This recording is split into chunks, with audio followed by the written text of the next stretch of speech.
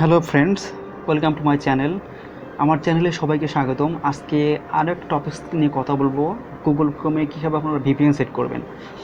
তো ভিপিএন হচ্ছে আসলে অনেকটা সিকিউর করে, আপনার পাসওয়ার্ড, আপনার হিস্ট্রির বুক, তারপর এডিট বুক, এগুলো সব কিছু কিন্তু সেভ করে, অন্যের হাতে আপনার ততটা চলে যায় না। তো আপনারা যদি মোবাইল বা কম্পিউটার ব্যবহার করে থাকেন তো অবশ্যই ক্রোম ব্রাউজারে আপনারা এই ভিপিএনটা সেট করবেন। তো আসলে ভিপিএন অনেক ধরনের হয়ে থাকে, আমি আপনাদের অনেকগুলো ভিপিএন দেখাবো যেগুলো আসলে কোনটা ইম্পর্টেন্ট, কোনটা বেশি, সবচেয়ে যেটা ভালো সেটা আজকে আমি আপনাদের দেখাবো, যে এই ভিপিএনটা ব্যবহার করলে আপনারা সিকিউর থাকবেন, যে কোনো ব্লগ ওয়েবসাইটগুলো দেখতে পারবেন।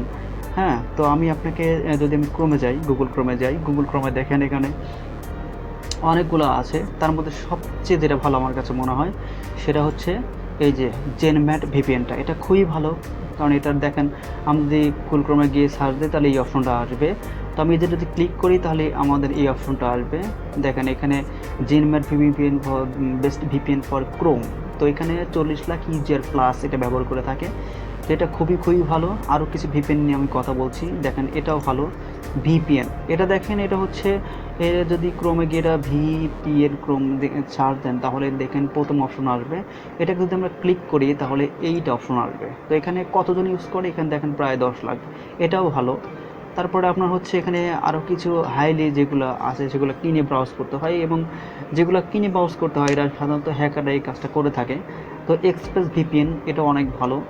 তো এটা যদি আমরা এক্সপ্রেস ভিপিএন ক্রোমে সার্চ দিই তাহলে এই ধরনের একটা লুক আসবে।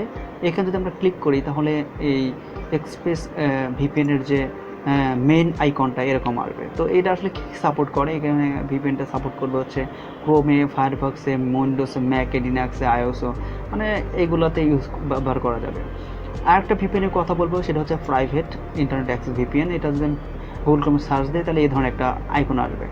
সো এখানে যদি আমি ক্লিক করি তাহলে দেখবেন যে এই ধরনের এইটার হচ্ছে এই প্রাইভেট ইন্টারনেট অ্যাক্সেসের এটা লুক দেখাবে, এটাও অনেক ভালো। এরপর আর একটা দেখাচ্ছি আমি হচ্ছে শার্ক ভিপিএন। এটা আসলে যদি সার্চ দিই তাহলে এই ধরনের একটা লুক আসবে। যদি এখানে ক্লিক করি তাহলে এই যে এই শার্কের এটা হচ্ছে পেজ। তো এটা ভালো, এখানে কিছু অ্যানালাইটিক দেওয়া আছে যে আপনারা যদি শার্ক ব্যবহার করেন, এটা হচ্ছে প্রায় $3 কাছাকাছি, $2 মান্থলি পেমেন্ট করতে হবে।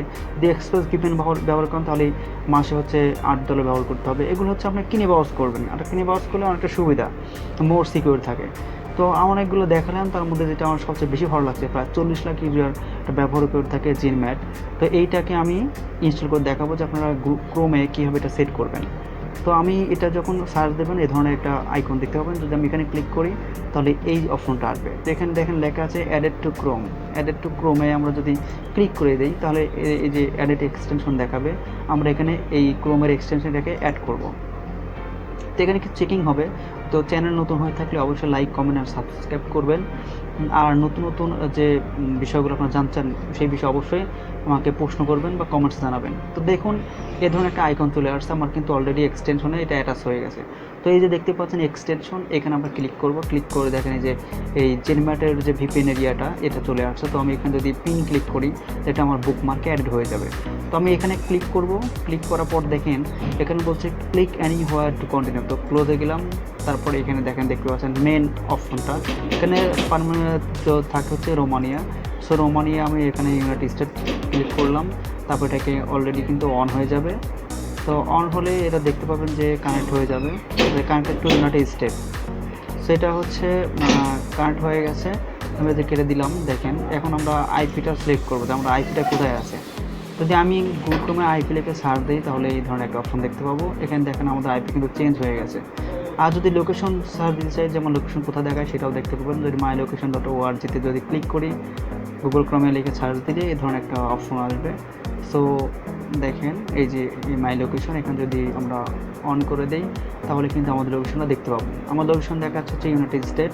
এখানে দেখাচ্ছে দেখেন আইপিটা আমাদের চেঞ্জ হয়ে গেছে, এটা আমাদের আইপি। তো এই ছিল আজকের বিষয়। তো ভালো থাকবেন, বন্ধুর মধ্যে শেয়ার করবেন। অবশ্যই যে কোনো বিষয়ে জানার জন্য কমেন্টস জানাবেন। Thank you so much.